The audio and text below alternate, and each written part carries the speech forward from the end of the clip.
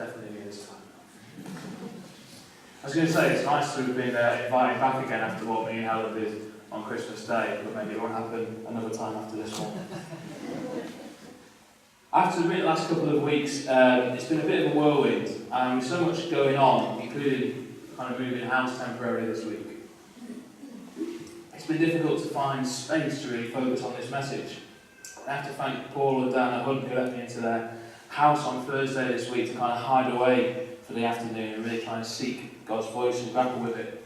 And this was particularly helpful when perhaps I'm not the new boy anymore, but I'm certainly the newest boy, and it meant that I made a bit of a schoolboy error and misunderstood the sermon rota, meaning I prepared almost entirely a talk on the Luke passage before really realising that Exodus was the one that was in bold, and it wasn't dealer's choice, but actually the requisite verse. So, I went back to the drawing board, and God, in His infinite grace, has used this slip-up, as He so often does with all of our mistakes, because actually I think the two readings today go hand in hand, and this theme of God saw and called really works through it. And so, to this end, I want to draw out 3 points for us today, if that's all right. I want to ask us, who does God see and call? What does He call us for? And what is our response? And before we get fully into it, I'd like to just quickly pray and echo what Barry said. Father, we just open our hearts to you this morning. We ask, Lord, that as we enter this space, we would not leave it the same because we've had an encounter with your presence, God. And that through you we continue to be changed more into your likeness, Jesus. So speak to us this morning, have our hearts open, and let us listen to you, Lord, to be changed forevermore. Amen. And so now we look at this story, so beautifully portrayed by Barry earlier. We meet Moses in chapter 3 of Exodus. Now I'm sure most of us here know the story of Moses, but for any of us who don't, or perhaps need a bit of a refresher as to why Moses is in the position that he's in now, tending to sheep. In Exodus 1 or 2 we're given an overview of Moses' story. He's born to a Hebrew family who are currently enslaved under the Pharaoh in Egypt. The Pharaoh, fearing the number of Israelites and their potential to rebel, orders all the Hebrew boys to be killed. But Moses' mother, when he's born, decides to hide him before eventually placing him in a basket in the River Nile. He's eventually fished out by the daughter of the Pharaoh, who decides instead of killing him, to adopt him as her own son. And so Moses, though a Hebrew boy, grows up as an Egyptian prince, residing in the palace and receiving a lifestyle and education that others could only dream of. However, when he's a young man, he sees an Egyptian soldier beating up a Hebrew worker, and he's so angry at the situation, he kills this soldier, hides his body in the sand. The next day he finds out some people have witnessed this. They told the Pharaoh, he does the only thing he can do. He runs away. During his flight, he encounters a family, and in helping them with their flock of sheep, he finds himself both a job as a shepherd and also a wife. Hope that's a good summary for you. And so here we find him, likely decades after these events, the former prince who is now a murderer, a liar, a coward, an exile, and performing his job as a shepherd, a role that's looked down upon by everyone as one of the lowest roles you can do. This is the man we find walking along beside the sheep when suddenly he sees by the side of the road a bush that is on fire but is not burning to pieces. This is the man who God decides when he sees him approaching to call him by name. Moses, Moses. How wonderful is it he calls him by name. He knows his name. And the rest of this chapter begins to convince him to become his prophet. This is the man who God decides he will use to bring the people of Israel into freedom. This is the man that God decides to partner with to perform signs and wonders through, including parting an entire sea. A murderer, a liar, a coward, a man on the run. A man who has everything laid out before him to live a wonderful life, but now performs one of the worst jobs possible. In short, he's a screw-up. An unworthy man. Somebody who's aware of their inadequacies, and when God speaks to him, he hides his face away. I wonder how many of us, if we're face to face with God this morning, would hide our face away. Turn away from it because we feel so unworthy. But that's the beauty of it, isn't it? Because God calls, he sees through us and calls ordinary people. Ordinary people with mistakes and messed up backgrounds. He doesn't go out and just find the elite people, the cream of the crop in terms of education or wealth or power. Instead, he takes each of us as we are and where we're at and moves us forward. That's not to ignore the fact that Moses had an education and has spent 40 years of his life as a member of the elite, but he spent another 40 years being humbled because of the mistakes he's made. What I think is even more beautiful about this story is that in Luke as well, we have this presentation of Jesus at the temple. Now, within this, there's 3 different ceremonies going on. There's the purification of the mother, who's unclean from giving birth. There's the ransom of the firstborn, paying back to God for having a firstborn child. And the dedication of Jesus to the service of the Lord. But what I love about this story, and I've always loved, is the ceremony requires a sacrifice. Now, it required a lamb and a dove to be sacrificed in order for the mother to be made clean again. But if the parents can't afford this, instead they can give a pair of pigeons, which is what Mary and Joseph did, because they couldn't afford the expensive sacrifice. You can see them in this picture, where it's a painting, by the way, it's not a photo, they won't smartphones that. It's a painting. You can see the pigeons they've got in the cage there. I see this kind of process a little bit like, do you remember the show Super Sweet 16? It used to be an MTV show back in the day. And basically they had 16 in America was a really big birthday. And they used to have this show where they would follow the child leading up to it. And they basically went to quite spoiled families. And these kids would be given cars, they'd be given houses, they'd be given jewellery beyond most people's wages for the year, just for turning 16. And if they didn't get what they wanted, they had a big tantrum and everyone loved it. It's the viewing figures they wanted. I think this system's a bit like that. You can imagine people turning up with their child, paying as much money as they can to get the best possible sacrifice, celebrating the firstborn of their children. And yet we have the most important child of all, God incarnate as a baby, being offered the sacrifice, the cheapest possible sacrifice, because his parents couldn't afford to do more than that. It's beautiful for me because it means that Jesus not only sees these situations, but he's lived it. He doesn't just have empathy, he has a shared experience and journey. He was born in a stable and wrapped in rags. He was presented at the temple with the smallest offering possible. It means for every parent who has to make a choice between food or heating, Jesus understands. For every child who has to sit in class after Christmas with the tiniest present whilst everyone else is sat with smartphones, Jesus has lived that experience. He knows what it's like to struggle growing up. He doesn't just see it through God's eyes, the creator of all things.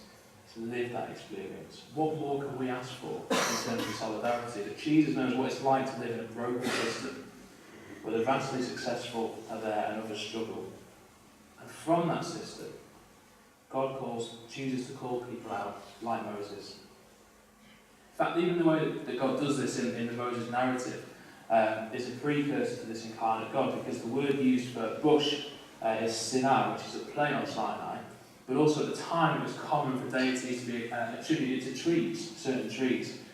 And yet God comes as a bush. He could have come as the biggest tree ever seen in ancient Near East. A massive tree. I'm the God. Look at the size of this tree. Instead, he lowers himself to be a bush because he's identifying himself with the suffering of Israel as slaves in Egypt. He humbles himself because he's on our level. So who does God see and call? It's anyone. It's anybody, no matter our past, our hang-ups, our issues, our social conditions, anything. He sees us and he calls us. But what does he call us for? Well, in both Exodus and Luke, it's for the same thing. It's been the same thing for thousands of years now. He calls us to freedom. He calls us into his presence and to be transformed by this and moved into freedom in him. When Moses finds him in the bush, God has been agonising for his people in Israel. We see in Exodus 2 that he's still feeling that pain that they're in slavery. But now he's found a man that he's going to use to bring about the freedom for them. The problem that he's got is that before Moses can do this, he has to accept that freedom himself. The rest of the chapter turns into this incredible dialogue between the pair where God is convincing Moses that he can do what he says, and Moses can do what he says he can do. Moses repeatedly rebuffs it. He's saying, I can't do it, God. I can't speak very well. How are you going to do this, Lord? I'm not worthy. In the end, he says, find someone else. Don't use me. Here's the thing, God can't move Moses into all he can be and will be as the leader of God's people until he accepts that freedom himself. He doesn't understand, he doesn't get it. Why him? Why me now? I'm going on my everyday life, I'm looking after these sheep, doing my job, and suddenly this bush is telling me, God's telling me through this bush that I can do this. The bush isn't telling him, it is God. It's not a Pixar film. Similarly, as we see in the story in Luke, Jesus is being presented as a righteous man called Simeon there. See, talking of that Pixar theme, he seems to just suddenly start singing in the temple, which I don't know if that actually happened, but apparently he sung, "Sovereign Lord, as you have promised, you may now dismiss your servant in peace, for my eyes have seen your salvation, which you have prepared in the sight of all nations, a light for revelation to the Gentiles, and the glory of your people Israel." It's such a key moment, I feel, in God's narrative, his journey with us, because at first we've got this story of Moses and God's desire to free Israel, his chosen nation, his chosen people. But now we have Jesus, from within whom is fulfilled this extension of freedom to all nations, all people. And this is what God calls each of us into. Through his Holy Spirit, he is transforming all things, all creation, and bringing about his kingdom. And he calls each of us to join in that process. He asks us to help bring about this new kind of freedom. But again, just like Moses, I wonder how many of us today don't feel that freedom ourselves. How many of us struggle to believe that God wants to transform our lives too, to free us from financial strain, free us from the desire to achieve, free us from feeling unworthy, free us from feeling we need to earn God's love, that we can't join his mission. I wonder how many of us feel like that because we're not free, and yet that's our whole purpose, to be free for the freeing of others. And just as God sees Moses where he was at and speaks to him all that he could do in that place, he's doing that to each of us today as well, because he calls us into a bigger purpose than ourselves. So my final point is this: how do we respond? How do we begin to accept this freedom and being transformed by God so we can help set other people free? Well, again, I think Moses gives us the answer. We've got to take off our sandals. That's the end of the sermon. See you later on. No. In order to be transformed ourselves, to participate in the transformation of all things, we need to step into the presence of God and inhabit this holy space. Why did Moses remove his sandals? What does it mean for us now? There's obviously a clear understanding there that it's holy ground and his sandals are unclean and he needs to remove them. But I wonder if it's more than that as well. My whole family comes from Pembrokeshire in South West Wales, one of my favourite parts of the world on the coast, and ever since I can remember we have made sure to get down there at least once a year and possibly twice if we're really lucky. I'm not going to lie to you, it's a long drive from Southport in the northwest. 5 hours minimum, 7 to 8 hours if there's traffic, even longer because Mum gets car sick quite often. But we always try to leave really early. We leave early because we want to get there and we want to get straight to the beach. We want to run onto the beach. So as soon as we get up, we park up. Usually we go to the White Sands near St David's, we park up, we run out the car, run down the jetty, onto the beach, and as me and my sister are racing, we're pulling our shoes off, pulling our socks off, and I can feel the sand on my feet, in between my toes. And often I'll just run straight to the water's edge and stand there, barefoot, sand underneath my feet, and watching, hopefully if we're lucky, high rollers coming in from the Irish Sea. And I just feel such a sense of being connected to creation there. Even before I was a Christian, I felt there was something other when doing that. I don't know how many of you have had a similar experience to that, how you can relate to it. I'm sure a lot of us can. There's something so earthy about being barefoot, plugging your feet in. So perhaps part of our response is to recognise our place in the transformation of all things, because we are part of creation that God's transforming. The other thing about being barefoot is that it's vulnerable. Going back to my beach story, whilst I love the feeling of sand on my feet, my mum was a lot less keen, and she would remind us as we ran off shouting, "Put your wetsuit shoes on," because she was afraid of these guys. That's a weaver fish. Now these guys bury themselves just under the sand there, And what they love to do, their favourite hobby, is to wait until a passing English tourist on the Welsh coast sort of stands on it and it sticks its spines into your feet and poisons you. So get out of the country. You have to pay to go back over the bridge. I've actually never been stung by one in the foot, but I have been stung by one in the hand. I was doing a handstand under the water and it got me. It's really, really painful. Anyway, the point is this: once you take your shoes off, you become vulnerable. You become right for tickling like these feet. You're putting aside a piece of your protection. And I think this is so important for our response to God's call, because to step into His presence, to be transformed, we have to, yes, first accept our place in this wider transformation of all things. But second, we've got to be willing to make ourselves vulnerable. We've got to let go of the sandals in our lives, which can take different forms nowadays. Perhaps your sandal is your education. You're highly trained, highly educated. You know what you're doing. You're using that as a defence, though. Perhaps your sandal is your work. You're finding your whole identity in what you do and your value within that as well.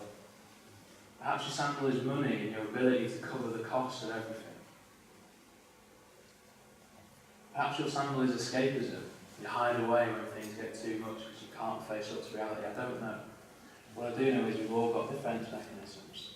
And what I also know is that God has seen every single one of us, whether we're an Egyptian prince or a total screw-up.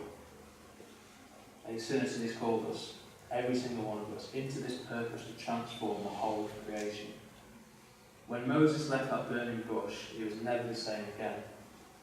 And what's equally beautiful about that moment too, the word that's used for where Moses is Horeb. Now Horeb is a different name given to Mount Sinai, but the Hebrew root of it is to a dry place. It's actually parched mountain that would be the right thing. Moses is at a parched mountain. He's in a dry place. And so I wonder how many of us this morning feel that we're in a dry place. We're hearing this message. We're hearing about how God wants to help transform us and see others transformed. But perhaps we're feeling unworthy of God being in our lives. Perhaps we've not heard from Him for so long that we feel He's forgotten about us. Perhaps we're just feeling tired of everything, weary to our bones with all that we do. What I want to say to you this morning is God's waiting. He's waiting for us to take off our sandals, to cut aside our defences and our excuses, and to instead step simply and vulnerably into His transforming presence. So to finish this morning, I'm going to ask us to do something a little bit unconventional, a little bit different. In a minute, I'm going to ask us all to remove our shoes. If you're annoyed at me, don't worry. No one's more annoyed than Hannah because she's got really complicated boots. So, my fiancé is the most annoyed at me. As you remove your shoes, I want you to think not about those, but think about what your defences are.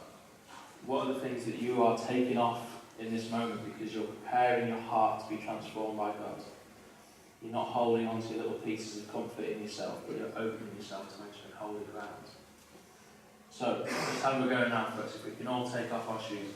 If it's a real struggle for you, please don't worry about doing it. Just think about what it means to think about that stuff.